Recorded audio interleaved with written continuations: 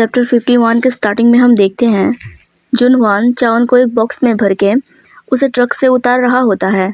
साथ ही वो अपने साथी से बोल रहा होता है कि इसे ध्यान से उतारो वरना बॉक्स टूट जाएगा। फिर वो उस पर्सन से बोलता है इंजन चालू करके मेरा इंतज़ार करो, मैं इसे वहाँ छोड़ कर आता हूँ। तो वो पर्सन उसकी बात मानकर वहाँ उसका इंतज़ार कर रहा होता है और जुनह्वान धीरे धीरे उस बॉक्स को हानकांग के घर के अंदर लेकर आ रहा होता है। अंदर हमें दिखाया जाता है वो लोग तो पार्टी कर रहे थे। वो सफ़ेद हेयर वाला लड़का तो केक खा रहा था और हानकांग ड्रिंक का एक सिप लेकर उसे टेबल पर रखता है और वो मुड़कर देखता है तो जुनह्वान वहाँ पर पहुँच चुका था। उसे देखकर वो सफ़ेद बाल वाला लड़का भी खड़ा हो जाता है। वो बोलता है क्या तुम उसे ले आए? जिस पर जुनह्वान बोलता है आप इसे खोल के चेक कर सकते हैं। तो हानकांग बोलता है क्या ये कोई कब्र है? फिर वो उस बॉक्स को खोलते हुए बोलता है वो जिंदा तो है ना, क्योंकि हमारे बीच यही बातें हुई थी कि उसे जिंदा लाना है, तुम्हें याद तो है ना? जिस पर जुनह्वान बोलता है चिंता मत करो, वो बस रास्ते में बेहोश हो गया था, बस इतना ही। तो हानकांग बोलता है रियली? फिर वो उसे देखकर सेटिस्फाई लुक देता है और हम देखते हैं बॉक्स के अंदर चाओन सिकुड़ कर बेहोश पड़ा हुआ था।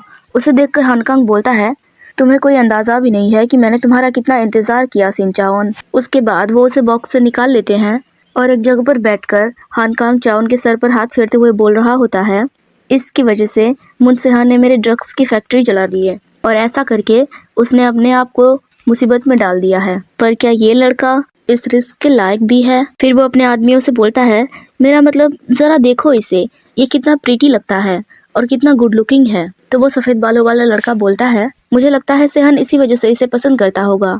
मैं भी इस बात से सहमत हूँ कि वो अच्छा दिखता है। जिस पर वो चश्मे वाला आदमी अपने बॉस से बोलता है आपको अच्छे दिखने वाले लोग पसंद है, इसलिए वो आपसे बिल्कुल अलग टाइप का है, मतलब कि सेहान। तो वो सफ़ेद बालों वाला लड़का बोलता है हो सकता है कि वो बिस्तर पर अच्छा हो। उसके बाद हानकांग बेहोश पड़े चाओन को गलत तरीके से छूने लगता है और बोलता है पर इसे अच्छे से जानने के लिए हमें इसे जगाना होगा। ये बोलकर वो उसे जगाने लगता है और बोलता है कि हे उठ जाओ, सुबह हो गई है। और थोड़ी देर बाद चाओन भी जाग जाता है। उसे अभी भी चक्कर आ रहे थे, इसलिए वो अपना सर पकड़ लेता है और उसे इस तरह देखकर हानकांग चौंक रहा था, क्योंकि शायद उसने ये एक्सपेक्ट किया होगा कि वो उठते ही चिल्लाने लग जाएगा। चाओन उठने की कोशिश करते हुए बोल रहा होता है कि मुझे चक्कर आ रहे हैं, तभी वो नीचे गिर जाता है। वो परेशान होकर खुद से बोल रहा था कि आखिर क्या हुआ, मैंने कुछ फटते हुए सुना था, उसके बाद क्या हुआ? ये सब बोलकर वो काँप रहा था और उसे इस तरह देखकर हानकांग बोलता है क्या इसका दिमाग खराब हो गया है? तभी वो चाओन के हाथ को पकड़कर उसे अपनी तरफ खींच लेता है, जिससे चाओन को लगता है कि वो सेहान है और चाओन के मुंह से सेहान का नाम सुनकर हानकांग थोड़ा चौंक जाता है। फिर वो बोलता है क्या मैं तुम्हें सेहान जैसा दिखता हूँ? और जब वो ऐसा बोलता है तो चाओन को झट से होश आता है और वो उससे दूर होते हुए बोलता है तुम तो वही पार्किंग एरिया वाले साइको हो ना? तो हानकांग बोलता है अरे हाँ, तुमने मुझे पहचान लिया। तभी चाओन भागने की कोशिश कर रहा था, जिस वजह से कुछ चीजें टूट जाती हैं और तभी हानकांग चाओन को बालों से पकड़ते हुए बोलता है तुम्हें क्या लगता है कि तुम कहाँ जा रहे हो? और चाओन उसे गालियां देकर बोल रहा था कि मुझे छोड़ दो कमीने। जिसके बाद वो अपने आदमी की तरफ देखते हुए बोलता है वो तो मेरे सोच से भी ज्यादा जोशीला है। जिस पर वो आदमी बोलता है हाँ, लगता तो ऐसा ही है। और यहाँ चाओन उसे बहुत गंदी गंदी गालियां दे रहा था और बार बार उससे खुद को छुड़ाने की कोशिश कर रहा था। जिसके बाद हानकांग को गुस्सा आ जाता है और वो उसे मुक्का मारते हुए बोलता है तुम्हें क्या लगता है कि तुम किसे गालियां दे रहे हो? मुक्का पड़ने के बाद चाओन नीचे गिर जाता है और हानकांग उससे बोल रहा होता है क्या सेहान ने तुम्हें कोई तमीज नहीं सिखाया? जिसके बाद धीरे धीरे चाओन उठते हुए बोल रहा होता है वो तुम ही थे, है ना? तो हानकांग बोलता है क्या तुम्हारी कार को ब्लास्ट करने वाला? तो चाओन उसकी तरफ गुस्से से चिल्लाते हुए बोलता है जिसके वजह से सेहान के बॉडी पर इतने सारे चोट के निशान थे, वो तुमने किया था, है ना? उसकी बातें सुनकर हानकांग उसके पास बैठ जाता है और चाओन उस पर चिल्ला रहा होता है मुझे पता है कि तुम उसका पीछा करते हो और उसे परेशान करते हो। तो उसकी बातें सुनकर हानकांग सोचता है क्या उसे ऐसा लगता है कि मैंने सेहान को इतना पीटा कि उसके पूरे बॉडी पर चोट के निशान पड़ गए? पर हमें पता है वो तो सेहान एक कंटेनर के अंदर आदमियों के साथ बंद पड़ा था और उनके साथ हाथापाई करके उनकी धुलाई की थी, वहीं से उसको चोट लगी थी। तो ये आदमी चाओन की बातें सुनकर बोलता है हाँ, वो सब मैंने ही किया है। क्या सेहान को बहुत ज्यादा दर्द हो रहा था? तो उसकी बातें सुनकर चाओन को गुस्सा आ जाता है और वो उस पर मुक्का मारने की कोशिश करके अपना हाथ उठाता है। तो वो पर्सन उसका हाथ पकड़ लेता है और उसे नीचे दबोचते हुए बोलता है तुम दोबारा सेहान को चोट लगता हुआ नहीं देखना चाहते, है ना? तुम सेहान के बॉडी पर फिर से कोई चोट या घाव नहीं देखना चाहते, है ना? अगर तुम ऐसा चाहते हो तो तुम्हें मेरे साथ रहना होगा। तो चाओन बोलता है आखिर मैं तुम्हारे साथ क्यों रहूं? जिस पर हानकांग बोलता है मैंने एक डील किया है जिसमें अगर तुम मेरे साथ रहो तो मैं सेहान को परेशान नहीं करूंगा। यह सुनकर चाओन थोड़ा चौंक जाता है और वो बोलता है एक डील? आखिर तुम किस बारे में बात कर रहे हो? ये सब बोलते हुए वो काँप रहा था और वो किसी भी पल रोने वाला था, या फिर ये कहूँ कि वो रो रहा था। वो बोलता है, तुमने सेहान के साथ डील किया है, और क्या वो इस डील के लिए मान गया? क्योंकि मैं तो सेहान के लिए कुछ भी नहीं हूँ, वो मुझे कुछ भी नहीं मानता। जिसे सुनकर हानकांग हंसते हुए बोल रहा था, तुम उसके लिए कुछ भी नहीं हो। तभी वो सफेद बालों वाला लड़का चाउन के पैरों को दिखाते हुए बोलता है, सर जरा यहाँ देखिए, उसके एंकल पर कुछ लगा है। तो हानकांग उसे मुड़कर देखता है, जिसके बाद वो चाउन को अपने पैरों से जकड़ लेता है और उसके पैर को ऊपर करते हुए बोलता है, एक ट्रैकर। सेहान ने तुम्हारे पैरों पर इस तरह की चीज लगाई हुई है और तुम बोल रहे हो कि तुम उसके लिए कुछ भी नहीं हो। और यहाँ बेचारा चाउन चिल्ला रहा था और बोल रहा था कि ये सब ऐसा कुछ भी नहीं है। वो चश्मे वाला आदमी बोलता है, ये तो एक मुसीबत है, इस ट्रैकर को प्रैक्टिकली तोड़ना इम्पॉसिबल है। तो वो सफेद बालों वाला लड़का बोलता है, क्या हम इसे तोड़ दें? जो सुनकर हानकांग बोलता है, अरे हाँ, मुझे एक हथौड़ा ला कर दो।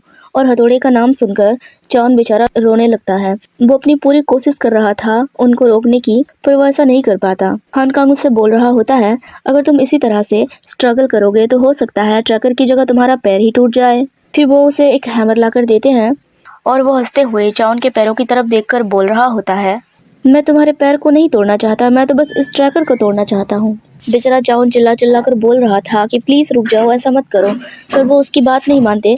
वो दोनों आदमी मिलकर चाउन को पकड़ लेते हैं और हानकांग हैमर उठा के उसके पैर को, मतलब कि उस ट्रैकर को तोड़ने के लिए तोड़ते हुए बोलता है, इसके लिए तुम सेहान को दोष देना, क्योंकि उसी ने तुम्हारे पैर पर ये लगाया है। जिसके बाद वो हथौड़ा उठाता है और अगले ही पल हथौड़ा मारने की आवाज के साथ हमें खून के छींटे देखने को मिलते हैं और यहीं पर ये चैप्टर खत्म हो जाता है।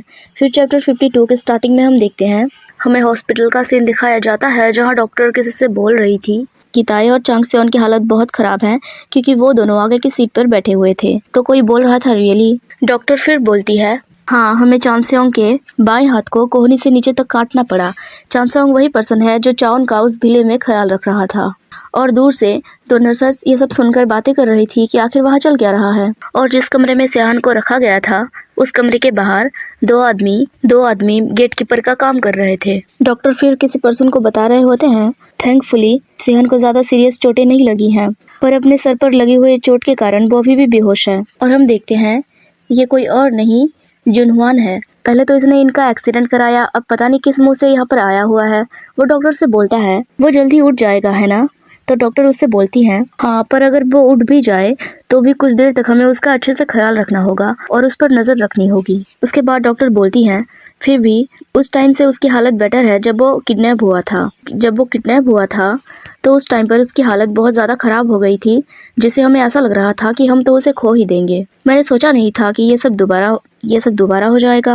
यहाँ पर वो उस पल की बात कर रहे हैं जब वो स्कूल में हुआ करता था और चाओन और सेहान दोनों एक साथ किडनैप हो गए थे। डॉक्टर उससे बोलती है, क्या तुम्हें ऐसा लगता है कि पिछली बार जिन्होंने सेहान को किडनैप किया था, इस बार भी ये वही हो सकते हैं? तो जुनहोन बोलता है, हाँ, हो सकता है। पर क्या तुम्हें पता है सिन चाओन को भी यहाँ लाया गया? मैंने सुना कि वो भी कार में था। तो डॉक्टर बोलती है, सिन चाओन, तुम्हारा मतलब कि योनसेओंग का बेटा? तो जुनहोन बोलता है, हाँ। जिस पर डॉक्टर बोलती है, नहीं, यहाँ पर तो बस 3 लोगों को ही लाया गया था। डॉक्टर उससे बोलती है, अगर मैं इस बारे में सोचूं तो जब सेहान किडनैप हुआ था उस टाइम पर भी तो चाओन उसके साथ था, है ना? तो जुनहोन बोलता है, हाँ, वो उसके साथ था। तो डॉक्टर कुछ सोचने के बाद बोलती है, इस तरह का कोइंसिडेंस दोबारा तो नहीं होता। उसके बाद डॉक्टर वहाँ से जाते हुए बोलती है, मैं इस बारे में छानबीन करूंगी। तो जुनहोन उसे थैंक यू बोलता है। डॉक्टर बोलती है, अगर उस लड़के का इससे कुछ लेना देना है तो मैं उसे नहीं छोड़ूंगी, यानी कि चाओन का। वो बोलती है, अगर किसी भी तरह उसका हाथ इसमें हुआ तो मैं उसे अपने इकलौते भतीजे को चोट पहुंचाने के लिए माफ नहीं करूंगी।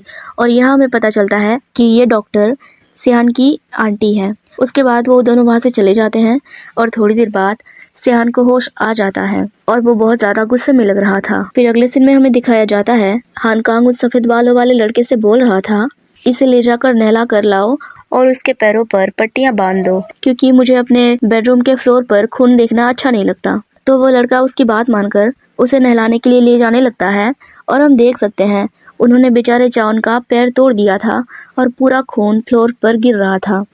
जिसके बाद वो उसे बाथरूम में ले जाता है और वहीं नीचे रख देता है। चाओन को बहुत ज्यादा दर्द हो रहा था, पर वो करे भी तो करे क्या, उसे चक्कर आ रहे थे और दर्द के कारण वो पसीने से लथपथ था। तभी वो पर्सन उसे नहलाने के लिए उसके शर्ट को टेकअप करने लगता है और चाओन रोते हुए उसका हाथ पकड़कर बोलता है, प्लीज मेरे साथ ऐसा मत करो, तो वो लड़का उससे बोलता है, मैं डायरेक्टर के ऑर्डर के बाहर कुछ नहीं करूँगा और उन्होंने मुझे तुम्हें नहलाने के लिए बोला है, तो मैं वही करने जा रहा हूँ और तुम्हें मेरे साथ कोऑपरेट करना होगा, यही तुम्हारे लिए बेहतर है। जिसके बाद चाउन कुछ नहीं बोलता और वो पर्सन उसे नहलाने के लिए शॉवर का पाइप उठाते हुए उसे बोल रहा होता है, इससे तुम्हें थोड़ी जलन भी हो सकती है। वो देखता है चाउन काँप रहा था और उसके पैर से लगातार खून बह रहे थे। उसका एंकल बिल्कुल सूज गया था। फिर कुछ सोचने के बाद वो बोलता है, मैं इसका ध्यान रखूंगा, और फिर वो उसे नहलाने लगता है। थोड़ी देर बाद वो उसे कपड़े पहनाकर उसके चोट पर पट्टियां लगाने के लिए फर्स्ट एड किट लेकर आता है। जिसके बाद वो चाउन के पैरों को पकड़ता है और धीरे से उसे कपड़े से साफ करने लगता है। चाउन बेचारे को बहुत दर्द हो रहा था, इसलिए वो बोल रहा होता है, इसे मत छुओ, मुझे बहुत दर्द हो रहा है। ये बोलकर वो चिल्लाते हुए रोने लगता है और वो उस पर्सन के शर्ट को कसकर पकड़ते हुए बोलता है, प्लीज रुक जाओ। और हम देख सकते हैं उसके पैर की क्या हालत है। वो पर्सन बोलता है, जाहिर है दर्द तो होगा ही, क्योंकि ये टूट चुका है। अगर तुमने इसका इलाज नहीं किया तो हो सकता है कि तुम आगे कभी चल ना पाओ, और डायरेक्टर भी यही चाहते होंगे। ये सुनकर चाउन थोड़ा दहशत में आ जाता है और वो रोने लगता है। वो उसे रोते हुए पूछता है, आखिर तुम मेरे साथ ये सब क्यों कर रहे हो, प्लीज मुझे यहाँ से जाने दो। ये बोलकर वो कांपने लगता है। तो वो पर्सन उसके पैरों पर पट्टियां करते हुए बोलता है, बस डायरेक्टर जैसा बोलते हैं वैसा ही करो, यही तुम्हारे लिए एक आसान रास्ता है। फिर अगले सीन में हम देखते हैं वो चाउन को अपने पीठ पर उठा के उस हानकांग के दरवाजे तक ले आता है और बोलता है कि सर, मैं उसे यहाँ पर ले आया। तभी हानकांग उसे अंदर आने के लिए बोलता है और उसकी आवाज़ सुनकर चाउन फ्लिंच हो जाता है और वो उस पर्सन को कसकर पकड़ लेता है। वो पर्सन बोलता है, मैंने जो तुमसे बोला है वो याद रखना। अगर तुम उनकी बात मानते हो और वैसा ही करते हो जैसा उन्होंने तुमसे कहा है, तो हो सकता है कि वो तुम्हें पेन किलर दे दे। और चाउन भी बस चुपचाप उसकी बातें सुन रहा था। जिसके बाद वो अंदर चले जाते हैं और हानकांग सोफे पर बैठकर उस पर्सन से पूछता है, क्या तुमने उसे पूरी तरह से साफ कर दिया? तब वो पर्सन बोलता है, यस सर। वो बोलता है, चलो अच्छा है, तुम उसे बेड पर छोड़ दो। तो वो पर्सन ऐसा ही करता है और वो उसे बेड पर पटक देता है। जिसके बाद हानकांग उसकी तरफ बढ़ते हुए बोलता है, चलो देखते हैं कि तुम बिस्तर पर कैसे हो। जिसके बाद हमें हॉस्पिटल का सीन दिखाया जाता है, जहाँ सिहान को होश आने के बाद वहाँ पर जो बॉडीगार्ड्स थे वो सिहान को रोकने की कोशिश कर रहे थे कि आप इस हालत में कहीं नहीं जा सकते, पर वो उन दोनों की कोई भी बात नहीं सुनता और वो अपने पर लगे इंजेक्शन को वहाँ निकाल कर फेंक देता है, जहाँ इंजेक्शन के साथ उसके खून के छींटे पड़े थे। और यहीं पर ये चैप्टर खत्म हो जाता है। चैप्टर 53 के स्टार्टिंग में हम देखते हैं, जाने से पहले सिहान उन दोनों आदमी को बेहोश कर देता है जो उसके दरवाजे पर निगरानी कर रहे थे। वो बेहोश करने के बाद उन दोनों आदमी को खींचकर उस कमरे में बंद कर देता है और एक आदमी का कपड़ा खुद पहन लेता है और उसने जो हॉस्पिटल वाला कपड़ा पहना था वो उसे उस आदमी को ढक देता है। जिसके बाद वो दूसरे बॉडीगार्ड का पर्स और कार की चाबी ले जाता है और कपड़े पहनकर वहां से जाने लगता है। जाते हुए वो सिर्फ चाउन के बारे में ही सोच रहा था कि पता नहीं वो कहाँ गायब हो गया, जबकि उसने मुझसे कहा था कि वो कहीं नहीं जाएगा।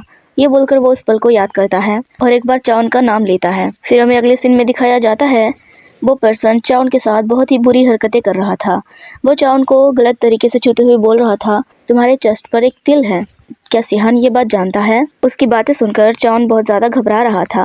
वो पर्सन बोलता है, जाहिर है उसे तो पता होगा ना, क्योंकि तुमने पहले ही वो सब कर रखा है। उसके बाद चाउन वहां से जाने की कोशिश कर रहा था, पर वो उसके पैर को पकड़ लेता है और बोलता है, मेरे सवालों का चुपचाप जवाब दो। और वो चाउन के उस जगह पर प्रेस करता है जहाँ पर उसके घाव थे।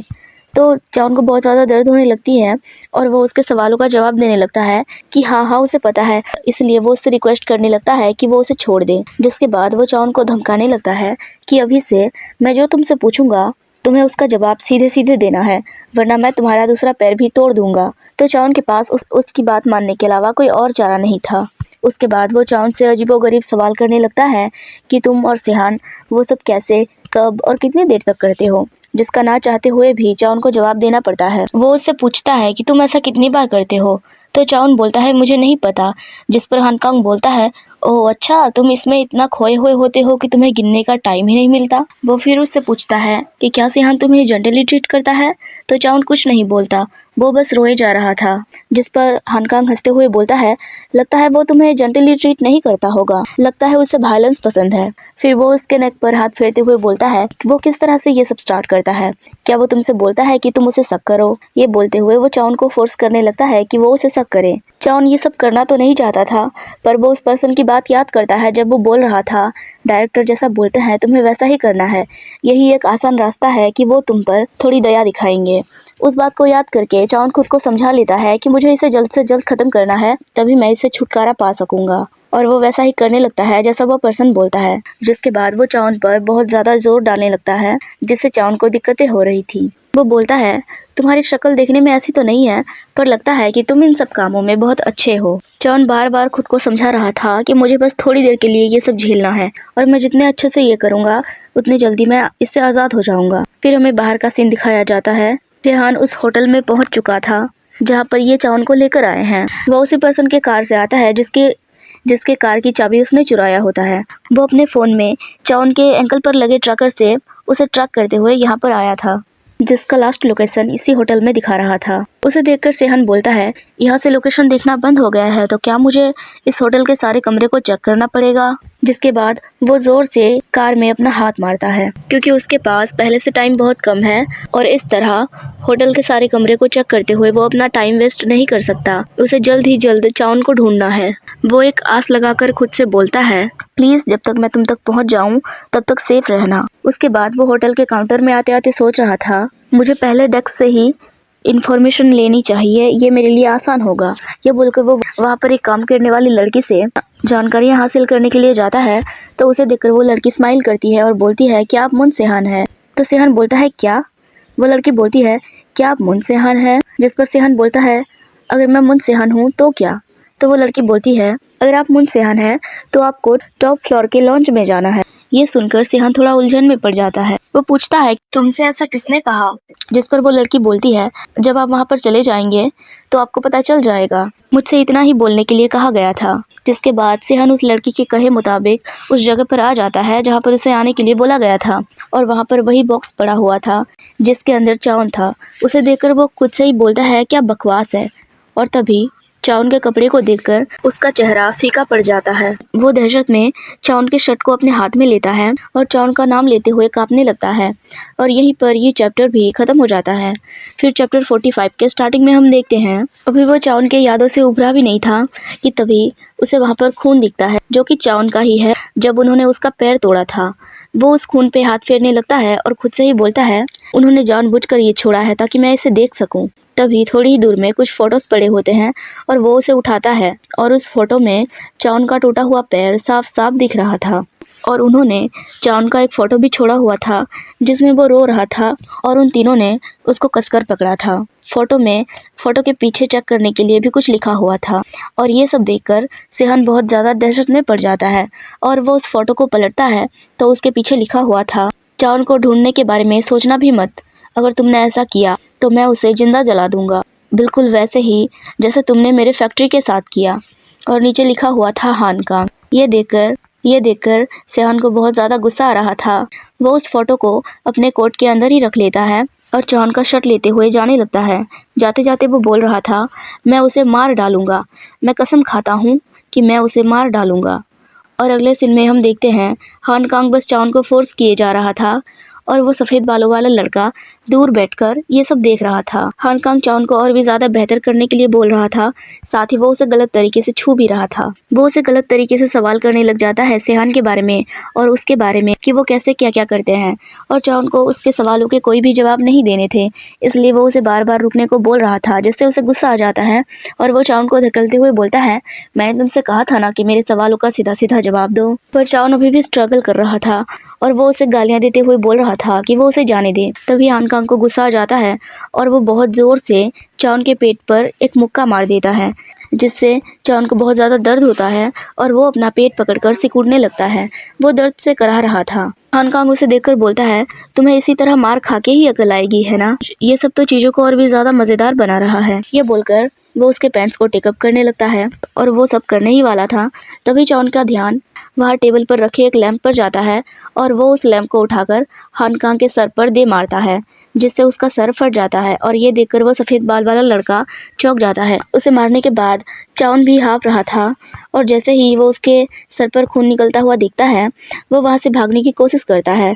और तभी हानकांग उसके शर्ट को पकड़कर और वो चाउन को मारने के लिए अपना हाथ उठाता है और उसके बाद हमें कुछ दिखाया ही नहीं जाता। फिर बाद में जब हमें कुछ दिखाया जाता है तो वो उसके साथ गलत कर चुका था और चाउन की हालत बहुत ज़्यादा ख़राब थी। वो सफ़ेद बालों वाला लड़का उसके पास आकर बोलता है, क्या आप ठीक हैं सर? आपको बहुत जोर से लगी थी, है ना? हानकांग बोलता है, हाँ बिल्कुल, मैं ठीक हूँ। फिर वहाँ से जाते हुए वो उस लड़के को बोलता है कि इसका भी एक फ़ोटो निकालो, क्योंकि हमें ये भी तो सेहान को दिखाना है। तो वो लड़का सर हिलाते हुए बोलता है, ठीक है सर। और हम देख सकते हैं उसने चाउन के चेहरे पर इतना ज़ोर से मुक्का मारा था कि देखकर ऐसा लग रहा था उसका चेहरा बिल्कुल डैमेज ही हो चुका है, साथ ही उसके पेट पर भी। यहाँ पर चाउन की हालत इतनी ज़्यादा ख़राब थी कि मैं इसे यहाँ पर दिखा भी नहीं सकती, और उसने आधे कपड़े भी नहीं पहने थे, इसलिए दिखाने का तो सवाल ही नहीं उठता। तो हानकांग वहाँ से जाते हुए बोलता है, इसका भी एक फ़ोटो निकालो। मैं सेहान को ये सब दिखाऊंगा और मैं उसे अपने सामने गिड़गिड़ाने पर मजबूर कर दूंगा। और यहीं पर ये चैप्टर भी ख़त्म हो जाता है। ये कुछ चैप्टर इस कहानी के सबसे ज़्यादा दर्दनाक चैप्टर हैं, और अगर हमें जानना है कि आखिर में क्या हुआ तो हमें इन सब से तो गुजरना ही होगा। फिर चैप्टर 55 के स्टार्टिंग में हम देखते हैं सेहान अपने घर पर आता है और वो अपना पासपोर्ट डालकर घर के अंदर चला जाता है। अंदर जाके वो लॉकर में कुछ ढूंढ रहा था। उस लॉकर से वो एक बॉक्स निकालता है और वो उसे खोलता है तो हम देखते हैं उसके अंदर एक गन रखी हुई थी, पूरे बुलेट के साथ। उसे देखकर वो खुद से बोलता है, ये बिल्कुल वैसा ही है जैसा मैंने इसे छोड़ा हुआ था। उसके बाद वो उन सारे बुलेट्स को उस गन के अंदर लोड कर लेता है और उसे अपने पास रखकर कहीं चला जाता है। फिर हमें चाउन को दिखाया जाता है जिसे कैद करके रखा गया था। कमीनों ने इसे कोई बेडशीट भी नहीं दी थी, बस जमीन पर वो पड़ा हुआ था। जब उसे होश आता है तो वो उठने की कोशिश करता है पर वो गिर जाता है। उसे देखकर ऐसा लग रहा था मानो वो सदमे में था, और मुक्का उसे इतना जोर से लगा था कि उसकी एक आंख तो अभी भी नहीं खुली थी। वो सोचता है, मुझे बहुत दर्द हो रहा है, मेरा सब कुछ दर्द में है, मेरा पैर ऐसा लग रहा है जैसे ये जल रहा है। मैं तो ये जानना भी नहीं चाहता कि इन पट्टियों के बीच क्या है। ये बोलकर वो अपने घाव पर हाथ फेरता है और सोचता है, अगर मेरी स्किन सड़ जाएगी तो मैं क्या करूँगा? क्या होगा अगर मैं कभी चल ही ना पाऊँ तो? क्या होगा अगर मैं कभी इस जगह से बाहर ना निकल पाऊँ तो? ये सब सोचते हुए वो घबराते हुए काँप रहा था। वो सिकुड़ कर अपने पैरों को पकड़ लेता है और सेहान का नाम लेते हुए उस पल को याद करता है जब जब बचपन में उन पर हमला हुआ था। वो सोचता है, क्या तब तुम भी इतने डरे हुए थे? मुझे माफ़ कर दो सेहान, मुझे तुम्हारी बहुत याद आ रही है, मुझे समझ नहीं आ रहा कि मैं क्या करूं।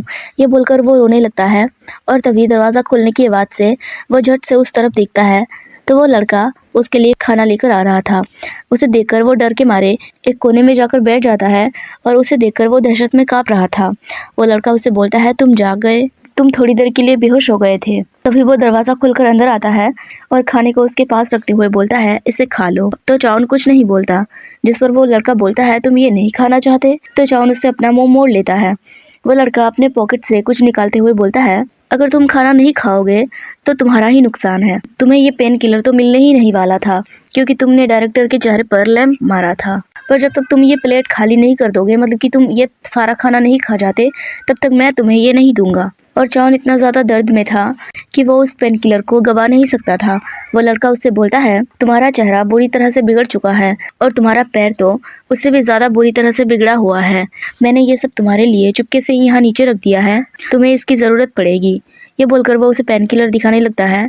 वैसे तो मैं आपको बता दूं, ये कोई पेन किलर नहीं बल्कि ड्रग्स है, और ये किस तरह का ड्रग्स है वो मैं आपको आगे बताऊंगी। और चाउन इतना ज़्यादा दर्द में था, ना चाहते हुए भी वो रोते हुए उससे बोलता है, मुझे इसकी ज़रूरत है। और ये सब देखकर तो उस लड़के को मज़ा आ रहा था। वो बोलता है, डायरेक्टर जल्द ही यहाँ पर आ जाएंगे, इसलिए तुम्हें जल्द ही इसे ख़त्म करना होगा। उस आदमी हानकांग का नाम सुनकर चाउन फिर से फ्लिंच हो जाता है और वो बोलता है, नहीं, वो यहाँ पर नहीं आ सकता, मैं उसे नहीं देखना चाहता, मैं उससे नहीं मिलना चाहता, प्लीज़ उसे अंदर मत आने देना, प्लीज़ मेरी मदद करो, प्लीज़ सिर्फ एक बार मेरी मदद करो। ये बोलते हुए वो उससे लिपटकर उसके आगे गिड़गिड़ाने लगता है, उसे मदद की गुहार लगाने लगता है। पर वो लड़का बस चुपचाप उसे इस तरह देख रहा था। चाउन फिर बोलता है, मैं बदले में कुछ भी करूँगा, बस मुझे एक बार इस जगह से बाहर निकाल दो प्लीज़। तो कुछ भी करूँगा का नाम सुनकर वो उसके चेहरे को ऊपर करते हुए बोलता है, रियली, तुम कुछ भी करोगे? तो चाउन बोलता है, हाँ, मैं कुछ भी करूँगा। फिर अगले सीन में हमें उसी हॉस्पिटल के पार्किंग एरिया का सीन दिखाया जाता है, जहाँ हानकांग का आदमी उसे कॉल पर बातें कर रहा था और बोल रहा था, हाँ सर, मैं अभी अभी हॉस्पिटल से निकल रहा हूँ और मुझे पता लगा है और मुन सेहान अपने कमरे से गायब है और उसके आदमी भी बहुत ज़्यादा घबराए हुए हैं। वो घबरा रहे हैं क्योंकि उन्हें कुछ भी नहीं पता कि वो कहाँ चला गया है। और ध्यान देने वाली बात यह है कि सबको लग रहा है कि इस एक्सीडेंट के पीछे चाउन का ही हाथ था। जो कि हमारे लिए बहुत ही अच्छी बात है। वो यही बोल रहा था, तभी जिहान अपने हाथ में कार की चाबी का बटन दबाता है और तभी गाड़ी अनलॉक होने लगती है। उसके पीछे गाड़ी की जो डिक्की थी वो अपने आप खुलने लगती है, जिससे वो आदमी चौंक जाता है और उसका ध्यान भटक जाता है। तभी पीछे से आकर जिहान उसका मुंह दबोच लेता है और उसका फोन नीचे गिर जाता है। हांगकांग उससे कुछ बोलने की कोशिश करता है कि क्या हुआ, पर जब वहाँ से कोई आवाज़ नहीं आती तो वो समझ जाता है कि ये काम जिहान का ही हो सकता है। वो बोलता है, सच में धमकियाँ तुम पर कभी काम ही नहीं करती जिहान। और यहीं पर ये चैप्टर खत्म हो जाता है। यहाँ पर वो उस धमकी की बात कर रहा है जब उसने बोला था कि चाउन को ढूंढने की कोशिश मत करना वरना मैं उसे जिंदा जला दूंगा। तो वो बोल रहा है कि धमकियाँ तुम पर काम नहीं करती।